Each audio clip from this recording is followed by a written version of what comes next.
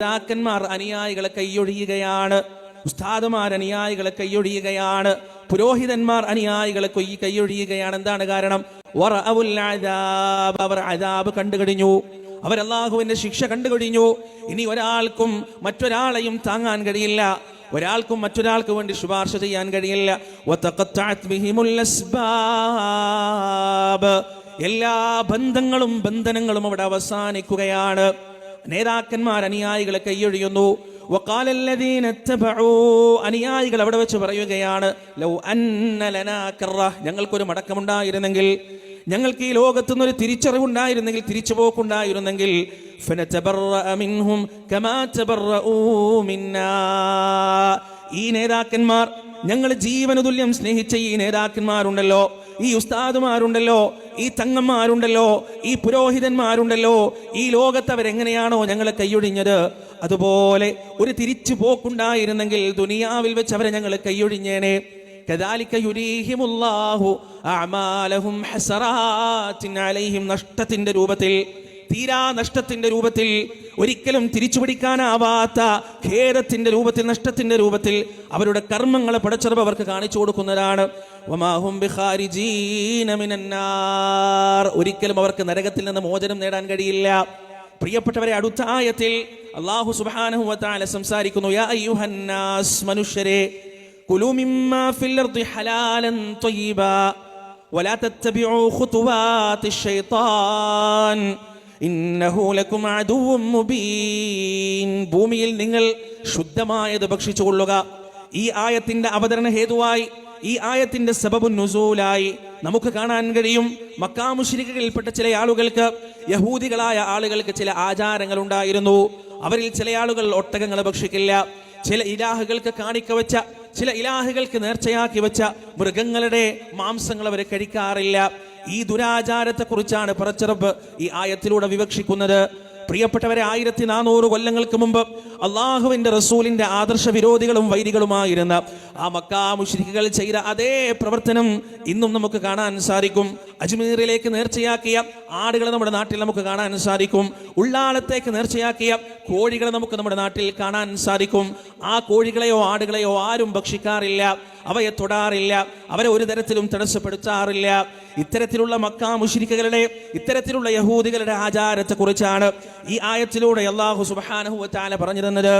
എന്നിട്ടല്ല പറയുകയാണ്, ഈ നിലപാടുകളുണ്ടല്ലോ, അത് പിശാചിന്റെ ഖുതുവാത്താണ്, അത് പിശാചിന്റെ കാലടിയാണ്. ഇന്നമാ യഅ്മുറുകും ബിസ്സൂഇ വൽ ഫഹ്ശാ, ആ പിശാച് നിങ്ങളോട് വൃത്തികേടുകളും ഹീനതകളും അല്ലാതെ കൽപ്പിക്കുകയില്ല. വഅൻ തഖൂലു അലല്ലാഹി മാ ലാ തഅലമൂൻ, അവൻ കൽപ്പിക്കുന്ന ഏറ്റവും വലിയ വൃത്തികേട് എന്താണെന്നറിയുമോ? അള്ളാഹുവിന്റെ പേരിൽ നിങ്ങൾ അറിയാത്തത് പറയാൻ നിങ്ങളെ പ്രേരിപ്പിക്കലാണ്. എന്നിട്ട് തുടർന്നുള്ള ആയത്തിൽ അള്ളാഹു പറയുന്നു, വഇദാ ഖീല ലഹും ഇത്തബിഉ മാ അൻസലല്ലാഹ്, അള്ളാഹു അവതരിപ്പിച്ചത് നിങ്ങൾ പിൻപറ്റുക എന്നവരോട് പറഞ്ഞാൽ, ഖാലു, അവർ പറയുകയാണ്, ബൽ നത്തബിഉ മാ അൽഫൈനാ അലൈഹി ആബാഅനാ.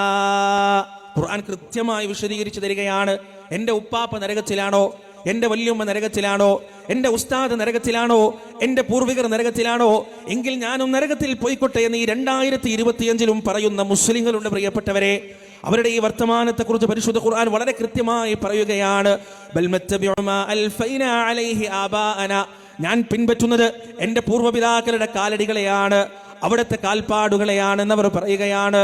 അവലൗ കാന ആബാഉഹും ലാ യഅഖിലൂന ശൈഅൻ വലാ യഹ്തദൂൻ, ഈ പറയുന്ന പൂർവികർ ഒരു തരത്തിലുള്ള നേർമാർഗം പ്രാപിച്ചിട്ടില്ലാത്തവരാണെങ്കിലോ, ബുദ്ധി കൊണ്ട് ചിന്തിക്കാത്തവരാണെങ്കിലോ, എങ്കിലും ഇവർ അവരെ പിൻപറ്റുമോ? എത്ര കൃത്യമായിട്ടാണ് പ്രിയപ്പെട്ടവരെ. സൂറത്തുൽ അറാഫിന്റെ 37-ാമത്തെ ആയത്തിൽ, 38-ാമത്തെ ആയത്തിൽ അല്ലാഹു സുബ്ഹാനഹു വ തആല ഇതിന്റെ പരിണിത ഫലത്തെക്കുറിച്ചും കൃത്യമായി വിശദീകരിക്കുന്നുണ്ട്. ഖാല ദുഖുലൂ ഫീ ഉമം ഖദ് ഖലത് മിൻ ഖബ്ലികും മിനൽ ജിന്നി വൽ ഇൻസി ഫിന്നാർ, കൂട്ടം കൂട്ടമായി നിങ്ങൾ നരകത്തിലേക്ക് പ്രവേശിച്ചുകൊള്ളുക, സമുദായങ്ങളായി നിങ്ങൾ നരകത്തിലേക്ക് പ്രവേശിച്ചുകൊള്ളുക. ഹത്താ ഇദ ദാറകൂ ഫീഹാ ജമീഅ, അങ്ങനെ ആ നരകത്തിൽ അവർ മുഴുവനും ഒരുമിച്ച് കൂടിക്കഴിഞ്ഞാൽ കുല്ലമാ ദഖലത് ഉമ്മത്തുൽ ലഅനതു ഉഖ്തഹാ, ഓരോ കൂട്ടവും നരകത്തിലേക്ക് പോകുമ്പോൾ അതിന്റെ തൊട്ട് മുമ്പുള്ള സമുദായത്തെ അവർ ശപിക്കുകയാണ്. ഞങ്ങൾ ഈ നരകത്തിലേക്ക് പതിക്കാൻ എൻ്റെ ഉപ്പയാണ് കാരണം, എൻ്റെ ഉമ്മയാണ് കാരണം, എൻ്റെ വല്യുമ്മയാണ് കാരണം, എൻ്റെ വല്യുപ്പയാണ് കാരണം, എൻ്റെ പൂർവ്വ സമുദായമാണ് എൻ്റെ ഈ നരകപതനത്തിന് കാരണമെന്ന് ഓരോ സമുദായവും ശപിച്ചുകൊണ്ടാണ് നരകത്തിലേക്ക് വീഴുന്നത്. എന്നിട്ട് ആ നരകത്തിൽ അവരെല്ലാവരും ഒരുമിച്ച് കൂടുമ്പോ മുൻഗാമികളെ കാണിച്ചുകൊണ്ട് പിൻഗാമികൾ പറയുകയാണ്, റബ്ബനാ, ഞങ്ങളുടെ രക്ഷിതാവേ,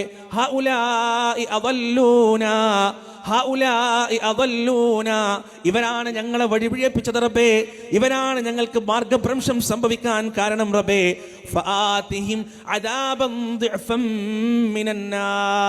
അതുകൊണ്ട് നരകത്തിൽ നിന്നുള്ള ഇരട്ടി ശിക്ഷയെ നീ ഞങ്ങളുടെ പൂർവികർക്ക് നൽകണേ. ഈ ദുനിയാവിൽ വെച്ച് അവര് നരകത്തിൽ പോയാൽ ഞങ്ങളും നരകത്തിൽ പോയിക്കോട്ടെ, അവര് നശിച്ചു പോയാൽ ഞങ്ങളും നശിച്ചു പോട്ടെ എന്ന് പറഞ്ഞ അതേ മനുഷ്യരത നരകത്തിൽ വെച്ച് പറയുകയാണ്,